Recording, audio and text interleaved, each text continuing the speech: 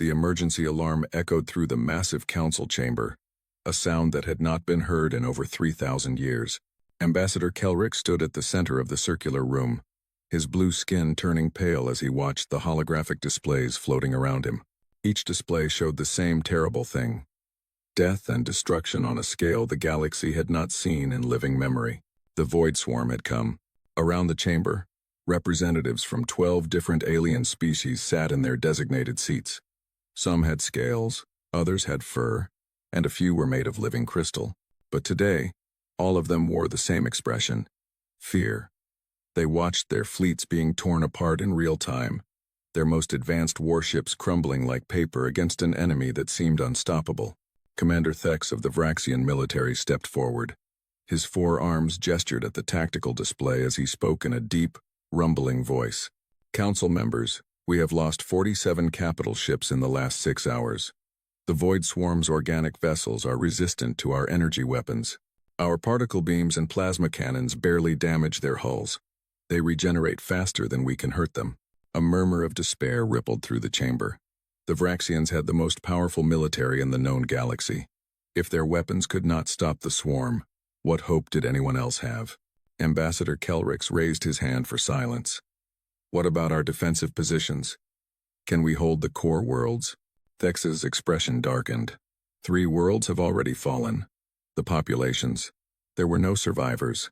The swarm consumes everything. People, buildings, entire atmospheres. They leave nothing but dead rocks floating in space. He paused, his voice becoming quieter. "At our current rate of loss, we will lose control of the outer rim within 2 weeks. The core worlds will fall within a month." The chamber erupted in chaos. Representatives shouted over each other, some demanding impossible solutions, others suggesting retreat to the far edges of the galaxy. Ambassador Kelrix felt the weight of billions of lives pressing down on him. As the current council chair, the decision would ultimately be his. "What about the quantum disruption weapons?" asked Representative Mira, her crystalline form glowing with anxiety. "We have always kept them in reserve for the worst situations." Commander Thex shook his head. "We tried them 2 days ago at the Battle of Helios Prime. The swarm adapted. Within hours, their ships developed resistance. It is as if they learn and evolve with every attack we throw at them." Silence fell over the chamber like a heavy blanket.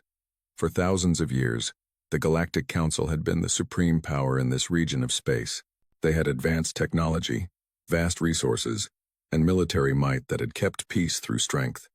Now, all of it seemed worthless. A small voice spoke from the back of the chamber. "What about the humans?"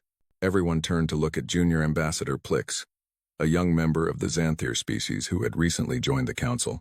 Kelrix recognized him as one of the diplomats who had been part of the first contact mission to Earth 15 years ago. "The humans?" Commander Thex said with barely concealed disdain. "You mean those primitives from that backward system? The ones who still use chemical rockets and primitive fusion drives?"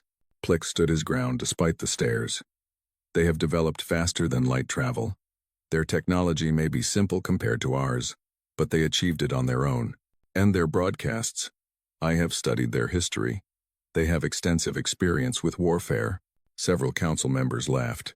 Representative Mira spoke with what she probably thought was kindness. "Young Plix, the humans have been in space for barely a century. They control 1 star system. 1. We control thousands. Their weapons are crude. Their ships are slow.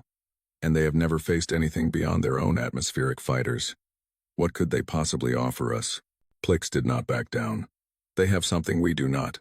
They have never known real peace. In the 15 years since first contact, I have read their history files. They have fought wars continuously for their entire existence. Wars on land, in their seas, in their skies, and now in space. Every generation of humans has known conflict.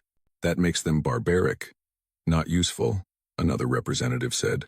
"Perhaps," Plix replied. "But we are dying. Our fleets are burning.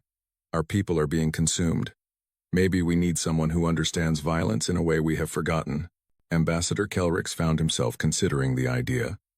It was true that the Galactic Council had enjoyed peace for so long that their military had become more ceremonial than practical. They followed ancient rules of engagement, fought with honor, and believed that superior technology would always win. The Void Swarm followed no rules and had no honor. Even if we wanted their help, Commander Thex said slowly, they have no real military. We have seen their ships. They have one warship, a handful of cruisers, and maybe 20 smaller vessels. What difference could that possibly make? Probably none, Kelrix admitted. But Junior Ambassador Plix is correct about one thing. We are dying. Our options have run out. He stood up straighter, making his decision.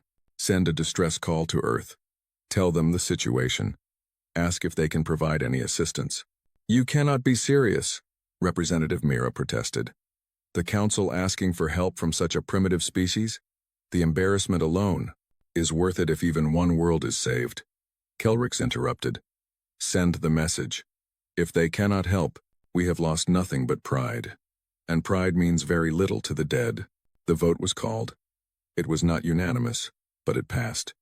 Within the hour, a quantum communication was sent across the vast distance to the Sol system, to the small blue planet called Earth. The message was simple. The Galactic Council needed help. They were losing a war. Could humanity assist? Most of the council members did not expect a response. Or if they did, they expected polite regrets.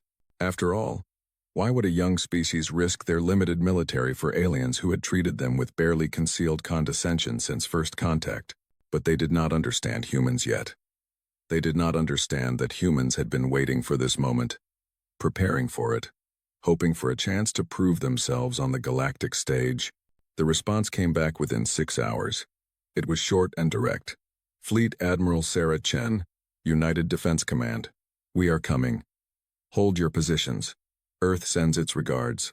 Ambassador Kelrix read the message 3 times, surprised by the speed and certainty of the response. Around him, other council members expressed their doubts, their concerns, their continued belief that the humans would be useless. But deep in his hearts, Kelrix felt something he had not felt in days. A small spark of hope. Perhaps these young, violent, primitive humans could see something that the ancient, peaceful, advanced species of the Council had missed. In 3 days, they would find out. The human warship was coming. The message from the Galactic Council arrived at United Defense Command headquarters in Geneva at 0347 hours. Within 15 minutes, every senior officer in the Earth military was awake and reading the same intelligence briefing. Within an hour, they were sitting around a table in the secure command center, deep underground. Fleet Admiral Sarah Chen looked at the faces around the table. These were the best military minds humanity had to offer. Generals, admirals, strategic analysts, and weapons specialists. They had spent the last 15 years preparing for this exact scenario, though none of them had expected it to come so soon. Let me make sure I understand this correctly, General Marcus Webb said, reading from his tablet. The Galactic Council, the same council that has treated us like children playing with toys for 15 years, is now asking for our help because they are losing a war. That is correct, Admiral Chen replied calmly. And they are losing despite having thousands of ships, weapons that can crack planets, and technology that is centuries ahead of ours. Also correct.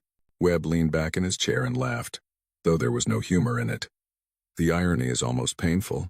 Admiral Chen could not disagree. When Earth had first developed faster than light travel and made contact with the Galactic Council, humanity had been excited. They had imagined alliances, shared technology, and a place among the stars. Instead, they had been patted on the head like clever children and given a polite but firm message. Stay in your system until you grow up. The Council had been friendly but condescending. They had visited Earth, studied human culture with the detachment of scientists examining interesting insects, and made it clear that humanity was welcome to join the galactic community once they became more civilized. That meant giving up their militaries, their competitive nature, and their tendency toward what the aliens called excessive aggression. Humanity had smiled, nodded, and then quietly continued building warships. Show me what we know about this void swarm, Admiral Chen said. Dr. Sarah Park, the chief xenobiologist, brought up holographic displays. The images showed organic ships that looked more like living creatures than machines. They were dark, twisted things with surfaces that seemed to writhe and pulse. The data from the Council is limited, but here is what we know. The swarm ships are biological in nature. They appear to be grown rather than built. They are resistant to energy weapons, can regenerate damage quickly, and use some kind of corrosive weapon that eats through conventional shielding. Weaknesses? Admiral Chen asked. Unknown. The Council has not found any yet. Their doctrine focuses on energy weapons and long-range combat. They have tried everything in their arsenal, and nothing works well enough. Captain Richard Torres, the tactical specialist, leaned forward. What about kinetic weapons? Old-fashioned bullets and missiles? Dr. Park shrugged. The Council considers kinetic weapons primitive. They stopped using them thousands of years ago when they developed particle beams and plasma cannons. There is no data on how the swarm would respond to kinetic impacts. A smile slowly spread across Admiral Chen's face. Around the table, other officers began to smile as well. They were all thinking the same thing. General Webb was the first to say it out loud. They have never faced anyone who fights like we do. No, they have not. Admiral Chen agreed. The Galactic Council fights according to rules and traditions that go back thousands of years. They form battle lines. They engage at maximum range. They use the most advanced weapons in the most efficient ways. It is all very proper and civilized. And completely predictable, Captain Torres added. I have been studying their battle reports since first contact. Every engagement follows the same pattern. They might as well telegraph their moves. Admiral Chen stood and walked to the holographic display. She rotated the image of a void swarm ship, studying it from every angle. The Council is losing because they are fighting yesterday's war with yesterday's tactics. The swarm has adapted to beat them. But the swarm has never faced humans. They have never faced kinetic weapons, nuclear missiles, or tactics that do not follow any galactic rules. Because we do not know the rules, Webb said with a grin. We were never invited to learn them. Exactly. We are going to show them something new. We are going to show them how Earth fights. The room fell silent for a moment. Then Colonel James Rodriguez, the youngest officer present, spoke up. Admiral, with respect, we have one warship, the UDFS Indomitable. We have 6 cruisers and 15 frigates. The Council is losing with thousands of ships. How can we possibly make a difference? Admiral Chen looked at him steadily. By doing what humans have always done, adapting, improvising, and refusing to give up. The Council has better technology, but we have something they do not. We have 5,000 years of constant warfare in our history. We have fought with sticks and stones, swords and shields, guns and bombs, and now railguns and missiles. Every generation of humans has had to learn how to kill or be killed. The Council has had peace for so long they have forgotten what real war looks like. She pulled up a star chart showing the battle zone. We are not going there to follow their orders or fight their way. We are going there to win. And we will use every dirty trick, every unconventional tactic, and every weapon we have to do it. If they do not like our methods, they can complain after we save their lives. The decision was made. Admiral Chen would take the Indomitable and a small support fleet to join the Council forces. They would bring a full arsenal, railguns that could fire tungsten slugs at relativistic speeds, nuclear missiles that the Council considered too crude for modern warfare, and experimental weapons that Earth had been developing in secret. The next 48 hours were a blur of activity. Ships were loaded with ammunition and supplies. Crews were briefed on the mission. Engineers made last-minute adjustments to weapons systems, and Admiral Chen studied every piece of data she could find on the Void Swarm, looking for patterns and weaknesses. When the Council liaison officers arrived at Earth to escort the human fleet, they were professional but clearly skeptical. Ambassador Kelrix had sent his best people, but even they could not hide their doubts when they saw the human ships. The Indomitable was impressive by human standards, 800 meters long, bristling with weapons, and capable of sustained faster-than-light travel. But to alien eyes, it looked primitive. The hull was thick armor plating rather than energy shielding. The weapons were a mix of railguns and missile tubes instead of elegant energy weapons. The whole design seemed crude and heavy compared to the sleek, graceful ships of the Council. One of the Xanthir liaison officers, Lieutenant Vex, could not help commenting. Your ship is very solid. Is this your most advanced design? Admiral Chen smiled. It is our only warship. We built it with one purpose, to fight and win battles. It might not be pretty, but it works. Of course, Vex said politely, though his tone suggested he did not believe it would be enough. As the human fleet prepared to jump to faster than light speed, Admiral Chen stood on the bridge of the Indomitable and looked out at Earth through the viewscreen.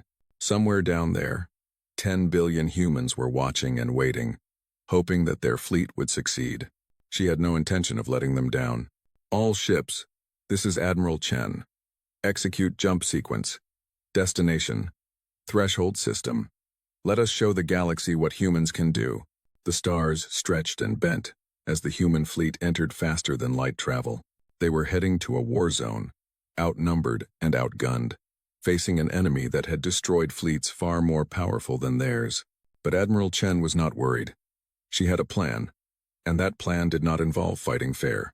The threshold system was dying.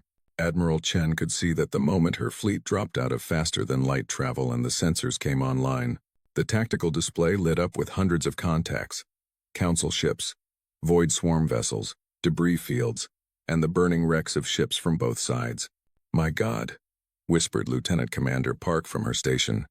"It is a graveyard." She was right. Everywhere Admiral Chen looked, she saw destruction. A massive Vraxian battlecruiser tumbled through space, its hull split open and venting atmosphere. Smaller ships darted between the wreckage, some fighting, some fleeing, and advancing through it all like a plague of locusts were the ships of the Void Swarm. Up close, they were even more horrifying than the images had suggested. The swarm vessels looked organic, like massive creatures bred for war rather than ships built in factories. Their hulls were dark and writhing, covered in what looked like muscle tissue and chitin plates. Weapons that resembled insect stingers protruded from their bodies, firing streams of green corrosive material that ate through metal and energy shields alike. "Admiral, we are receiving a transmission from the Council Command Carrier Eternal Vigilance," the communications officer reported. "They are requesting we fall in with their fleet and take up position in the defensive line." Admiral Chen studied the tactical display.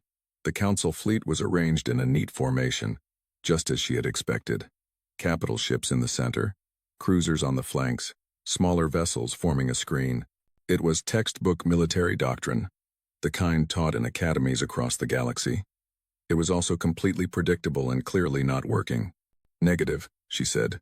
"Send them our regards, but inform them we will be engaging the enemy using our own tactics. Advise all Council ships to stay clear of our operational area." There was a pause. Then the communications officer looked up with wide eyes. "Admiral, they are insisting we follow their combat protocols. They say we cannot just do whatever we want. Tell them to watch and learn. Communications, open a channel to all human ships." Around her, the bridge crew exchanged glances. They had trained for this, but actually doing it was different. They were about to ignore the orders of the most powerful military force in the galaxy and do things their own way. It was terrifying and exhilarating at the same time. "All ships, this is Chen. You know the plan. Execute Thunderbolt Protocol on my mark. Weapons free. Authorization code Alpha Zulu 79er. Let us give these aliens something they have never seen before." On the Council Command Carrier, Ambassador Kelrix and Commander Thex watched in disbelief as the human fleet began to move. Instead of taking up a proper position in the defensive line, the human ships accelerated directly toward the Void Swarm at maximum speed. "What are they doing?" Thex demanded. "That is suicide. They cannot charge directly at the enemy like that." The human ships grew smaller on the tactical display as they raced toward the swarm. Then something happened that made every alien officer in the command center gasp. The human ships began launching missiles, dozens of them, then hundreds, filling space with a swarm of their own. "Primitive kinetic weapons," one of the tactical officers said with disdain. "The swarm will simply destroy them or absorb the impacts." But these were not ordinary missiles. These were nuclear-tipped weapons, something the Council had not used in warfare for over 2,000 years. They had deemed such weapons too crude, too inelegant, and too dangerous to nearby ships. The Void Swarm vessels detected the incoming missiles and began destroying them with their weapons. Streams of corrosive energy lanced out, detonating missile after missile. But there were too many. Some got through. When they detonated, space lit up with dozens of small suns. The nuclear explosions did not destroy the swarm ships outright, but that was not their purpose. The massive electromagnetic pulses and radiation clouds created pockets of interference across the battlefield. Sensors went blind. Communications became garbled. And in that chaos, the human ships disappeared from everyone's scanners. "Where did they go?" Commander Thex shouted. "Find them." Admiral Chen smiled on the bridge of the Indomitable as her ship raced through the radiation cloud. The Council ships had better sensors, but they also had better shields that could be detected and tracked.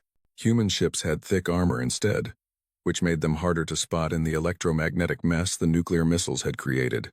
"Target acquisition," the weapons officer called out. 3 swarm vessels ahead, bearing 270, range 50,000 kilometers. That range made every human on the bridge nervous. In galactic warfare, ships engaged at ranges measured in millions of kilometers, where energy weapons could reach across vast distances. 50,000 kilometers was practically point-blank range. It was also exactly where Admiral Chen wanted to be. All batteries, fire. The Indomitable's primary weapons were railguns, 8 massive electromagnetic cannons that ran the length of the ship. They fired tungsten slugs the size of small cars at velocities approaching a significant fraction of the speed of light. The Council had stopped using such weapons millennia ago because they required ships to get dangerously close and because the ammunition was heavy and limited.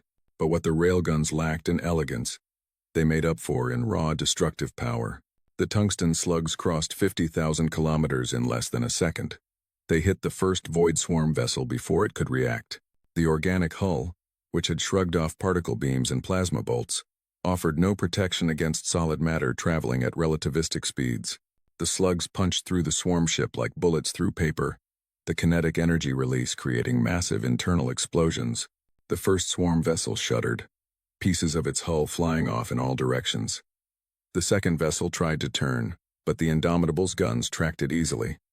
More slugs tore through space, more impacts, more devastation. The third swarm vessel managed to fire back, streams of corrosive energy reaching out for the human ship. The attack hit the Indomitable's armor plating and began eating through the metal. Alarms blared on the bridge as hull breaches appeared in sections 7 through 12. "Return fire. All weapons," Admiral Chen ordered, gripping her command chair as the ship shook. The Indomitable's secondary weapons joined the fight. Missile tubes launched conventional warheads, smaller railguns added their fire, and even the close-in defense lasers fired at maximum power. The coordinated barrage overwhelmed the third swarm vessel.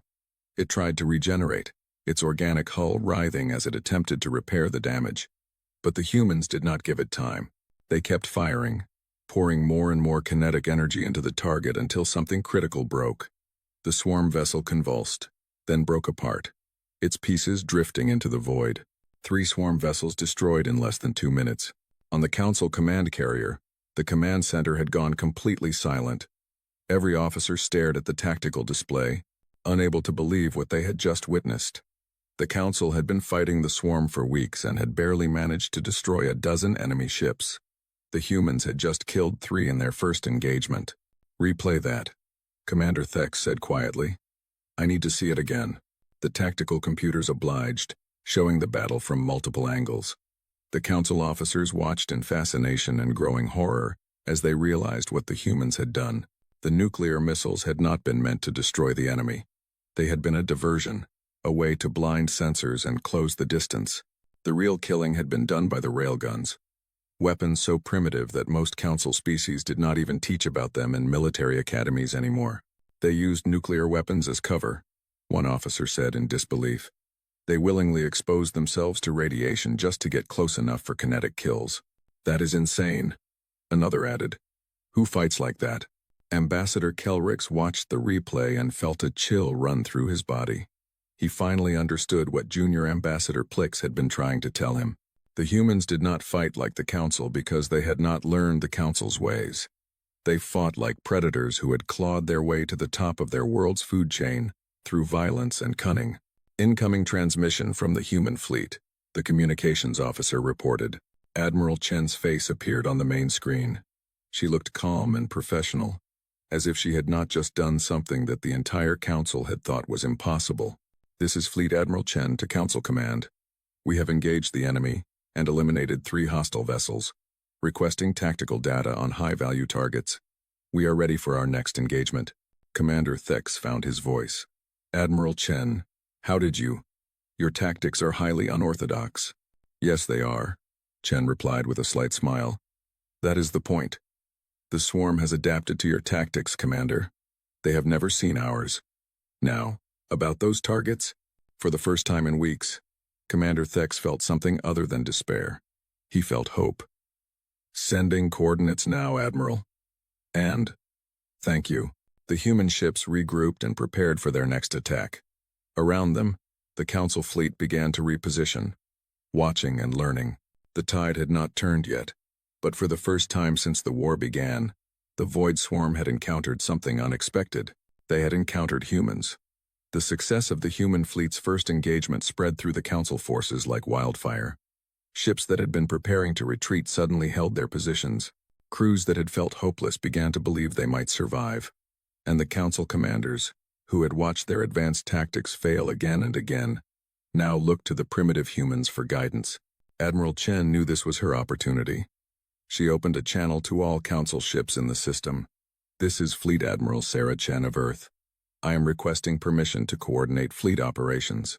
There was a long pause. What she was asking was unprecedented. A human, from a species barely out of its own solar system, wanted to command ships from civilizations thousands of years older. It should have been insulting. But Commander Thex, watching another swarm wave advance toward his position, made a decision that would change galactic history. Permission granted, Admiral. All Council vessels, acknowledge human command authority. One by one, the alien ships responded.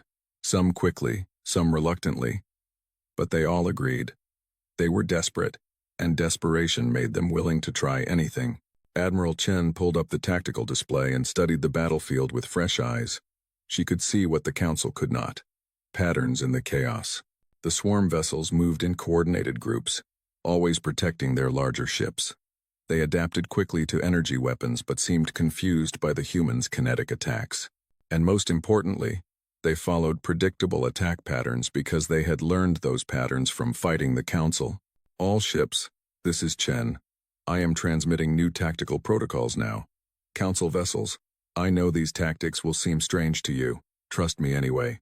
On the bridge of the Vraxian battlecruiser Hammer of Justice, Captain Korax read the human tactical plan and felt his blood run cold. They want us to break formation? To split our fleet into small groups? This violates every principle of fleet combat. His second officer looked equally concerned. Captain, the humans say this will confuse the swarm. They have never faced an opponent who refuses to fight in organized lines. Korax thought about his crew, about the 3 ships he had already lost, about the planets being consumed. Then he made his decision. Signal the fleet. We follow the human plan. By all the stars, I hope they know what they are doing. Admiral Chen divided the combined fleet into small, mobile groups. Each group had a mix of Council ships and human vessels. The human ships would act as heavy strikers, using their railguns and missiles to deliver devastating close-range attacks. The Council ships would provide covering fire with their energy weapons and use their superior shields to protect the humans during their approach. It was a doctrine that combined the best of both forces while minimizing their weaknesses. The Council had never thought to fight this way because they had never needed to cooperate with species who fought so differently. Execute Alpha Pattern, Admiral Chen commanded. The fleet broke apart. Individual ship groups scattered across the battlefield, each moving independently. The Void Swarm, which had learned to counter organized formations, suddenly found itself facing dozens of small threats coming from unpredictable angles. The human frigate, Relentless, dove toward a cluster of swarm vessels with 2 Xanthir cruisers following close behind. The swarm vessels concentrated their fire on the human ship, their corrosive weapons eating into its armor. But before they could destroy it, the Xanthir ships opened fire with their plasma cannons, forcing the swarm to split their attention. In that moment of distraction, the Relentless launched a spread of missiles that tore through the nearest swarm vessel. Across the battlefield, similar scenes played out. Human ships would charge in recklessly, drawing fire and creating openings. Council ships would exploit those openings with their advanced weapons. When human ships took too much damage, They would fall back behind Council shields to regroup. When Council ships needed heavy firepower, human railguns would provide it. It was messy. It was chaotic. It violated every rule in the Council's military doctrine. And it worked. Commander Thex watched from the eternal vigilance as the battle transformed before his eyes. For weeks, his forces had been slowly ground down, losing ships and people in a hopeless fight. Now, the swarm was the one reacting, adapting, struggling to counter tactics they had never encountered. Swarm casualties are mounting, his tactical officer reported with barely contained excitement. We have destroyed 17 enemy vessels in the last 30 minutes. Our own losses are down 60%. Thex allowed himself a moment of satisfaction. Then a new warning appeared on his display. What is that? The tactical officer's expression changed from excitement to fear. Multiple high-mass contacts dropping out of faster-than-light travel. Distance, 2 million kilometers. Configuration matches swarm command vessels. The main view screen zoomed in, and Thex felt his heart sink. 3 massive swarm ships had entered the system, each one the size of a small moon. They were the command organisms, the brains of the swarm. Council intelligence had reported these ships before, but never 3 at once. A single command organism had destroyed an entire Council battle group at the Battle of Helios Prime. All ships, this is Thex. New priority targets have entered the system. Concentrate fire on. Negative. Admiral Chen's voice cut through. All human vessels, do not engage the command organisms yet. Continue current operations. Commander Thex, I need a private channel. Thex switched to a secure line, his frustration evident. Admiral, we must strike now before they can coordinate the swarm fleet. Commander, if we rush in with our full force, they will adapt and counter us, just like they did at Helios Prime. We need a different approach. What approach? Those things are heading straight for the inner system. If they reach the inhabited moon, 4 million people will die. I understand. Give me 2 hours. Keep the regular swarm forces busy. My fleet will handle the command organisms. Thex wanted to argue, but he looked at the tactical display showing human and council ships working together, destroying swarm vessels at an unprecedented rate. The humans had earned his trust. 2 hours, Admiral. After that I must engage them with or without you. Understood. Chen out. On the Indomitable, Admiral Chen gathered her officers for a quick briefing. We are going after the command organisms. If we can kill them, the rest of the swarm fleet should become disorganized. Admiral, Lieutenant Commander Park said carefully. Those ships are enormous. Our railguns might not be enough. You are right, which is why we are not just using railguns. Admiral Chen pulled up a schematic that made everyone on the bridge go quiet. We are going to use the Prometheus protocol. There was a long silence. Finally, Captain Torres spoke. Admiral, that protocol has never been tested in actual combat. The risk of containment failure is high, I know, but we are out of safe options. She looked around at her officers. During this battle, we have been manufacturing antimatter in our reactor cores. Not much, just a few grams. The Council builds antimatter in special facilities because they know how dangerous it is. We have been making it in our ships while flying and fighting. One of the junior officers laughed nervously. When you put it that way, it sounds insane. It is insane, Admiral Chen agreed. But that is what the swarm will not expect. They have learned to defend against energy weapons and even our kinetic strikes. They have never faced a concentrated antimatter strike delivered by ships willing to get close enough to ensure it hits. Understanding dawned on the faces around her. The Prometheus protocol was simple in concept. Load antimatter warheads into missiles, get close to the target, launch everything, and hope the explosions destroyed the target before the blast wave caught the launching ships. It was risky. It was dangerous. It required split-second timing and a willingness to flirt with destruction. In other words, it was exactly the kind of tactic humans had become experts at throughout their violent history. All ships form up on the Indomitable. We go after the command organisms now. Remember, we only get one shot at this. After we launch, we run. If anyone's engines fail, the rest of the fleet will pick up survivors. Any questions? No one spoke. They all knew what they had signed up for when they joined the Defense Command. Then let us show these aliens why you never corner a human. All ships, maximum burn. Target the command organisms. Execute Prometheus Protocol. The human fleet broke away from the main battle and accelerated toward the massive swarm command vessels. Behind them, the Council ships watched with a mixture of awe and horror, wondering if they were witnessing humanity's finest hour or their final sacrifice. Admiral Chen stared at the approaching enemy, her hands steady on her command chair.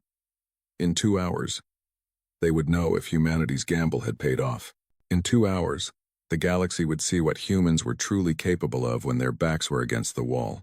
In 2 hours, everything would change. The 3 command organisms detected the approaching human fleet and immediately began to respond.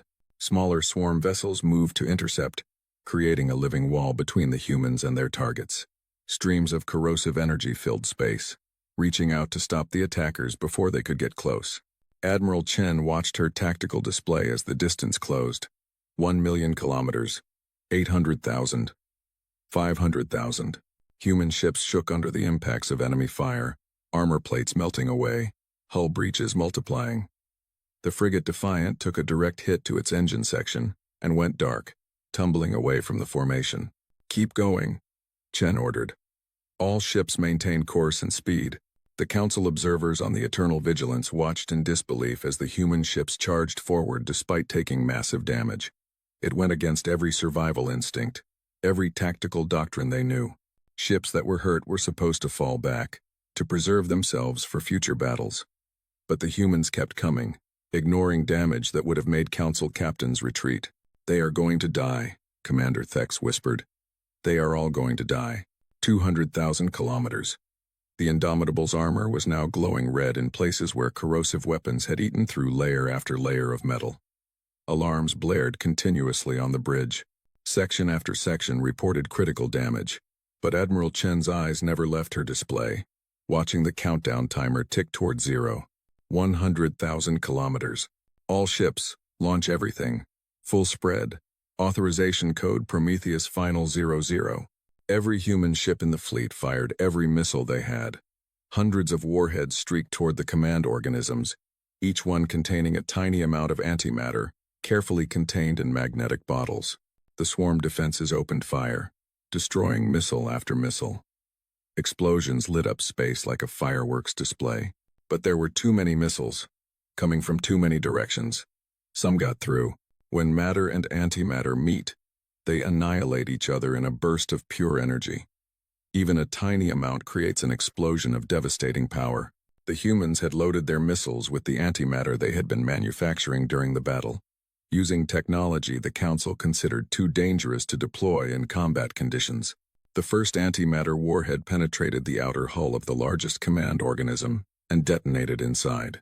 The explosion was visible across the entire system, a sphere of white-hot energy that expanded outward, consuming everything in its path.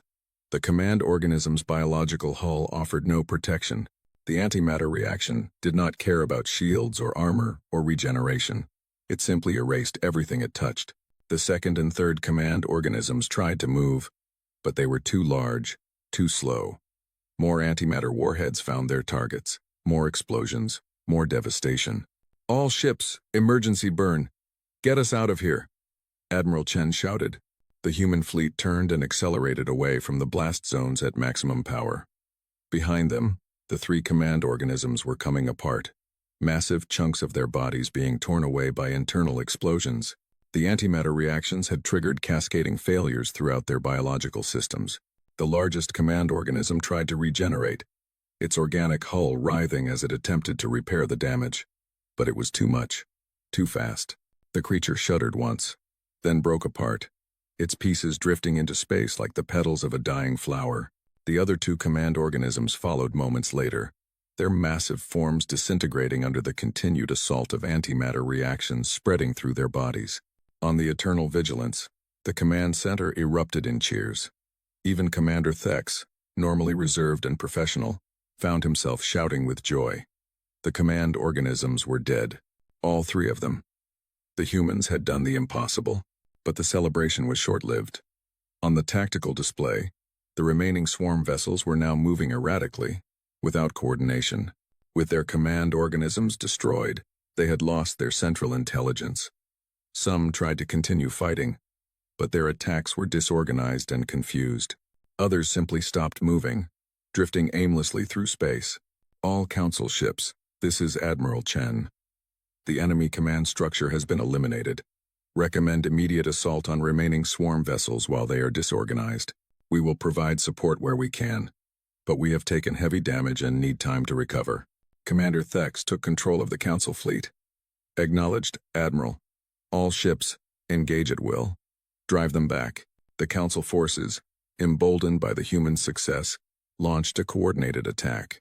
Without the command organisms to direct them, the swarm vessels fell one by one.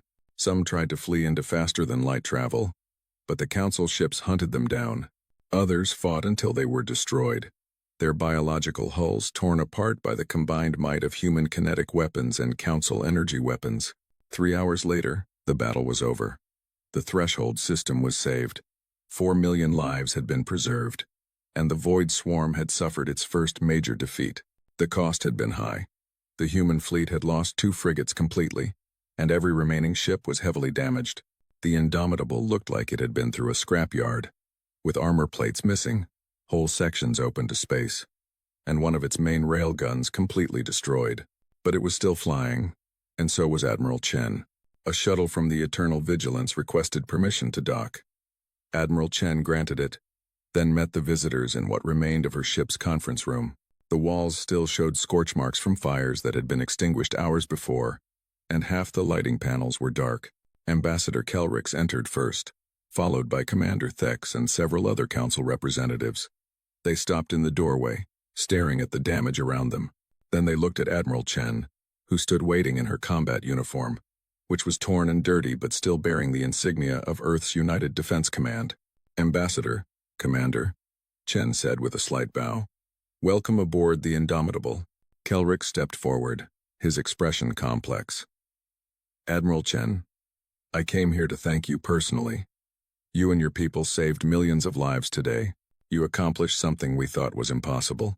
We did what needed to be done. Chen replied simply. No, Commander Thex said, shaking his head. You did far more than that. You showed us that we had become complacent. We had forgotten what real warfare looks like. We relied on our technology and our traditions while the swarm adapted and learned. You came in with simpler weapons and more creative tactics, and you succeeded where we failed. Kelrix looked around the damaged conference room again. Your ship is badly hurt. Your crew suffered casualties. And yet you charged forward without hesitation. Why? Admiral Chen considered the question. Because that is what humans do. We have been fighting for our entire history. Every generation has faced some threat that seemed overwhelming. We have learned that sometimes the only way to win is to take risks that seem insane, to fight in ways that break all the rules, and to never, ever give up. Your tactics were unconventional, Commander Thex said carefully. You used nuclear weapons as cover. You charged into ranges that any sensible commander would avoid. You manufactured antimatter in your ships during combat, which is prohibited by 17 different Council safety regulations. You risked your entire fleet on a single desperate attack. Yes, Chen agreed. We did all of that. And it worked. There was a long silence. Then Ambassador Kelrix smiled, something he rarely did. Admiral, I came here with an official message from the Galactic Council. They have decided to offer humanity full membership, with all rights and privileges. You will have a permanent seat at the Council table, representation in all galactic institutions, and access to our trade networks and technology. Admiral Chen nodded. We accept, with gratitude. But I should warn you, Ambassador, if we join the Council, things will change. We will share our technology and our tactics. We will train your forces in our methods. But we will also expect to be treated as equals, not as children who need guidance. I would not dream of treating you any other way, Kelrix said. We have learned our lesson. We will not underestimate humanity again. Commander Thex stepped forward. Admiral, I must ask, you fight so differently from us. You take risks we would never consider. You use weapons we discarded as primitive. How did you know it would work? Admiral Chen walked to the damaged view screen and looked out at the debris field that had once been the Void Swarm's command organisms. Because we understood something fundamental. Commander, The swarm adapted to fight you. They learned your patterns, your weapons, your tactics. But they had never fought humans before. They did not know we would use nuclear weapons as diversions. They did not expect kinetic weapons. They could not predict that we would manufacture antimatter in combat conditions and use it in a suicide run. We won because we were unpredictable. We won because we were willing to break every rule in your book. Some would say your tactics were reckless, Thex said. Some would be right, Chen agreed. But we were not trying to be careful. We were trying to win. There is a difference. Over the next several hours, Council engineers came aboard to help with repairs. They worked alongside human crew members, sharing techniques and learning from each other. The Council engineers were amazed by how much punishment human ships could take and keep functioning. The human engineers were fascinated by the elegant efficiency of Council technology. As the sun rose over the inhabited moon in the Threshold system, Admiral Chen stood on her damaged bridge and watched the rescue operations continue. Council ships were picking up survivors, both human and alien. Medical teams were treating the wounded. And somewhere in the distance, human shipyards were already beginning construction on new vessels. Lieutenant Commander Park approached her. Admiral, we are getting requests from 17 different Council species.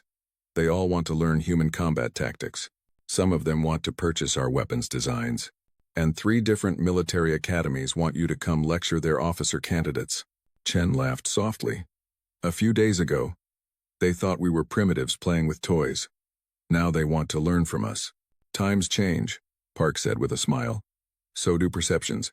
Admiral Chen thought about Earth, about the billions of humans watching the news reports, about the children who would grow up knowing that humanity had proven itself among the stars. She thought about the future, about the changes that would come now that humans were full members of the Galactic Council. Send a message to Earth, she said. Tell them the mission was successful. Tell them we have a seat at the table. And tell them to prepare the shipyards. The swarm might be defeated here, but they are not gone. They will come back, probably in greater numbers. Next time, we need to be ready. Should I tell them anything else? Park asked. Admiral Chen smiled. Tell them that humanity has arrived, and we are just getting started. Weeks later, the Indomitable returned to Earth for repairs, but it would not stay long. Already, other human fleets were being organized, heading out to join Council forces across the galaxy. Human tactics and weapons were being studied and adapted, and everywhere humans went, they brought their unconventional approach to warfare, their willingness to take risks, and their refusal to accept defeat. The galaxy had existed for billions of years, and the Galactic Council had maintained peace for thousands. But in a few short days, humanity had shown them that sometimes peace must be defended with violence, that sometimes the only way to survive is to fight in ways that seem